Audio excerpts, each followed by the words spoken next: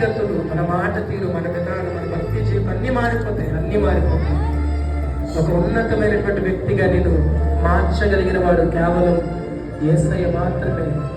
కాబట్టి నిజంగా దేవుడు మీతో మాట్లాడాడు అనిపిస్తే, నా మనసును ప్రేరేపించాడు అనిపిస్తే, ఈ మనసులో దేవుడితో మాట చెప్పు, ప్రభువా నన్ను పట్టుకో, నీ చేతితో నన్ను పట్టుకో, నువ్వు పట్టుకుంటే నేను మంచిగా ఉంటాను, నన్ను పట్టుకో యేసయ్య అంటే ఒక్క మాట నీ మనసులో నువ్వు ప్రార్థన చేయాలి.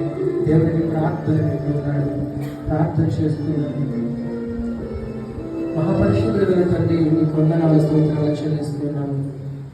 ఈ దినమందునైనా ప్రభువా తప్పిపోయినటువంటి కుమారుడిగా సంఘం గురించి, చేరదీసినటువంటి తండ్రిగా నీ విలువైన ప్రేమ గురించి మనతో మాట్లాడాను. నిజంగా నీలా ప్రేమించే దేవుడు, నీలా ప్రేమించగలిగినటువంటి వ్యక్తి ప్రపంచంలో ఎవ్వరూ లేరు.